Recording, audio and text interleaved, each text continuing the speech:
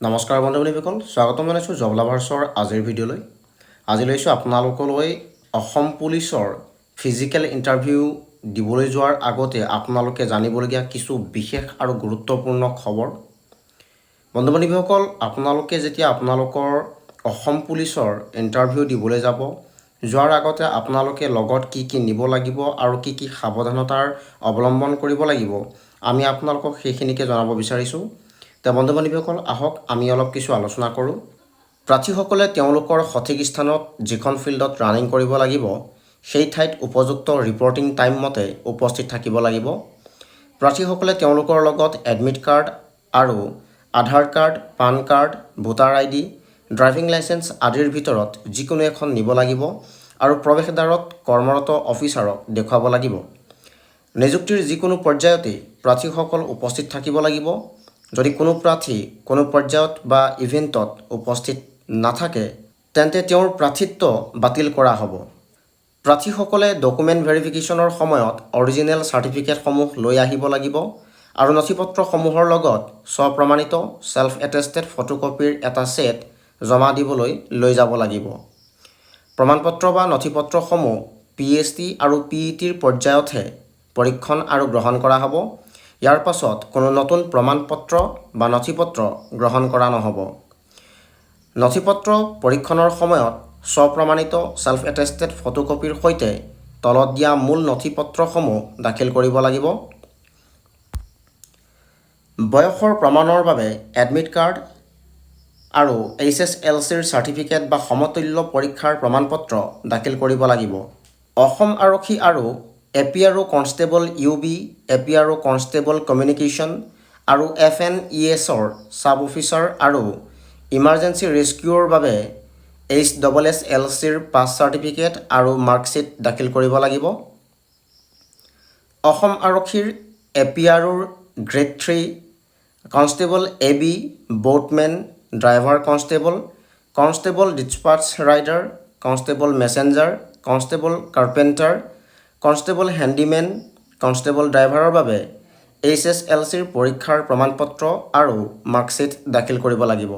অসম পুলিচৰ APROৰ driver constable, constable despatch rider, constable messenger, constable handymen আৰু কনষ্টেবল ড্ৰাইভাৰ পদৰ বাবে LMV বা MMV বা HMV লাইচেন্স দাখিল কৰিব লাগিব। অসম পুলিচৰ APROৰ কনষ্টেবল কাৰ্পেণ্টাৰ পদৰ বাবে ITIৰ ডিপ্ল'মা কাৰ্পেণ্ট্ৰিৰ চাৰ্টিফিকেট দাখিল কৰিব লাগিব। অসম পুলিচৰ GDCD আৰু CGHGৰ অধীনত কনষ্টেবল গ্ৰেড 3 পদৰ বাবে আৰু কনষ্টেবল ABUB পদৰ বাবে NCCৰ চাৰ্টিফিকেট দাখিল কৰিব লাগিব। কনষ্টেবল ABUBৰ ৰিজাৰ্ভেশ্যনৰ বাবে VDP member, home guard, SPO, ex-NDFB cadre, sport issue আদিবোৰ ৰিজাৰ্ভেশ্যনৰ দাবী যোগ্যতা দিয়া হ'ব। যোগ্য কৰ্তৃপক্ষৰ পৰা পোৱা জাতিগত প্ৰমাণপত্ৰ, কাষ্ট চাৰ্টিফিকেট আৰু অন্য ৰাজ্যৰ প্ৰদান কৰা কাষ্ট চাৰ্টিফিকেট গ্ৰহণ কৰা নহ'ব। এমপ্লয়মেণ্ট এক্সচেঞ্জ ৰেজিষ্ট্ৰেশ্যন কাৰ্ড দাখিল কৰিব লাগিব। এক্স ছাৰ্ভিচমেনৰ ক্ষেত্ৰত প্ৰাৰ্থীয়ে কপি অফ ডিscharge book, copy of identity card of ex ছাৰ্ভিচমেনৰ দাখিল কৰিব লাগিব। বিজ্ঞাপনৰ অনুসৰি উল্লেখ কৰা প্ৰয়োজনীয় যিকোনো নথিপত্ৰ দাখিল কৰিব লাগিব। যিকোনো পৰ্যায়তে ভুৱা নথিপত্ৰ দাখিল কৰা, ভুৱা তথ্য প্ৰদান কৰা বা তথ্যৰ ভুল বৰ্ণনা কৰা নিযুক্তি প্ৰক্ৰিয়াৰ পৰা তাৎক্ষণিকভাৱে প্ৰত্যাখ্যান কৰা হ'ব। বাছনি বা নিযুক্তিৰ পিছতো যদি এনে তথ্য পোহৰলৈ আহে, তেন্তে প্ৰাৰ্থিত্ব নাকচ কৰা হ'ব। এনে প্ৰাৰ্থীয়ে অপৰাধমূলক কাৰ্যবিধিৰ সন্মুখীন হ'ব লাগিব। শাৰীৰিক পৰীক্ষাৰ সময়ত হোৱা কোনো ধৰণৰ আঘাত, ক্ষতিৰ বাবে বা পূৰ্বতে থকা কোনো চিকিৎসাজনিত অৱস্থাৰ বাবে হোৱা অন্য কোনো চিকিৎসাজনিত জটিলতাৰ বাবে SLPRB আছাম পুলিচ দায়ী নহ'ব। যিকোনো ধৰণৰ বাহিৰৰ প্ৰভাৱ, চাপ, অবৈধ সন্তুষ্টি, ভাবুকি আৰু বা ব্লেকমেইলিঙৰ প্ৰস্তাৱ কেনভাছিং কৰিলে প্ৰাৰ্থীসকলক নিযুক্তি প্ৰক্ৰিয়াৰ পৰা স্থায়ীভাৱে অযোগ্য কৰি তোলা হ'ব।